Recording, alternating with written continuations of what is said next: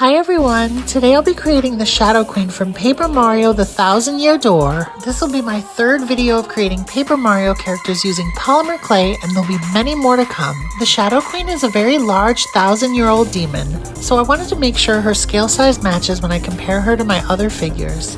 To start, I'll be using this wooden plaque that I got from the $1.25 tree as a stand. I'll be painting it and creating a few details to make it look like where she awakens. To create her sarcophagus, I'll create a thick rectangle and hollow out the center.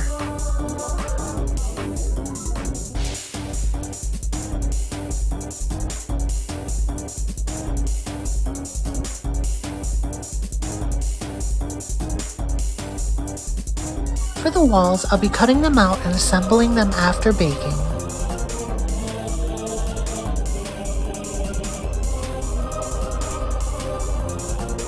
To make the carpet, I cut out a red rectangle and added some yellow strips along the sides.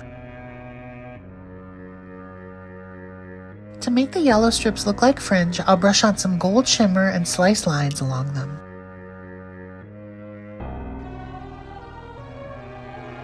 Now I'll bake everything and begin to assemble the pieces. To assemble everything, I always use super glue, which works extremely well with polymer clay for a permanent bond.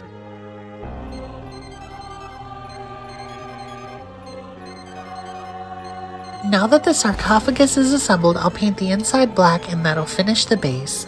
Next, I'll move on to creating the Shadow Queen herself.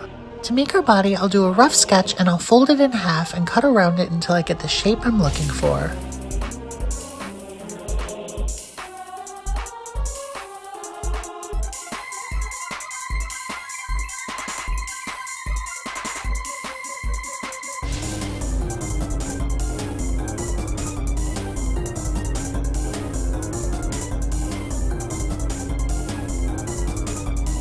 Next, I'll roll out some purple clay and use the paper as a stencil.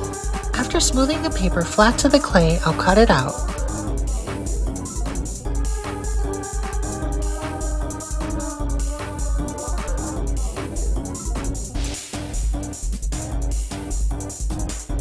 I'll do the same steps for her head and her crown.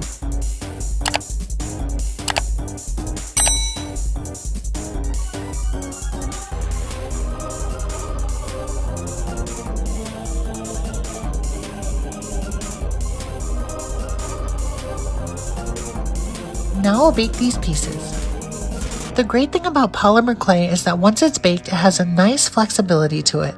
The flexibility will allow me to keep working off these pieces and still position them how I want.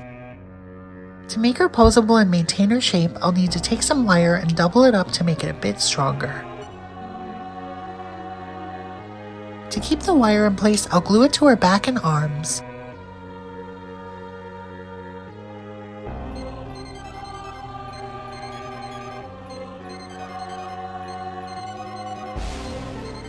Now I can smooth clay on top to cover the wire.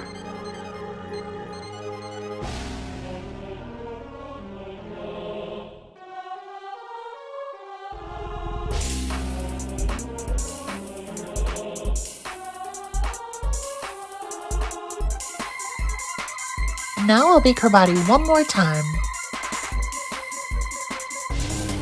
Once her body cools, I'll position it to the pose I like and then attach it to her sarcophagus.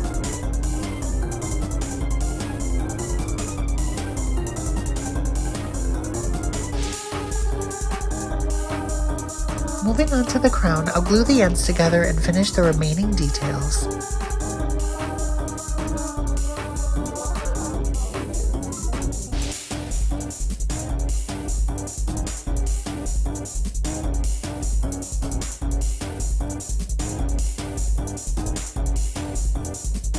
For the jewels on her crown, I decided to sift through my craft gems and I found 4 perfect red ones. I'll press them in to create an indent, then I'll be removing them for now.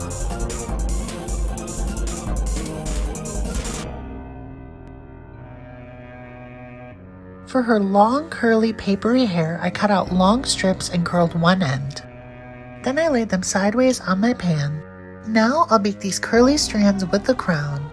After baking, I can attach the gems to the crown and her hair to the inside of it.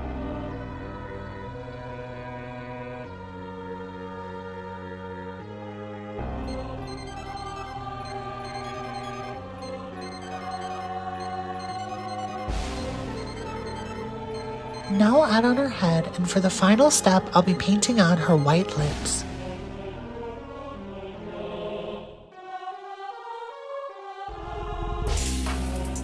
Now that the Shadow Queen is complete, she can engulf the world in darkness.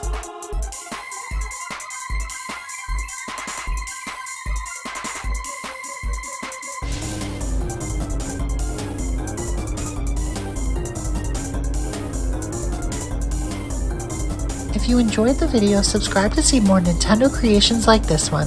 Thanks for watching, and see you next time.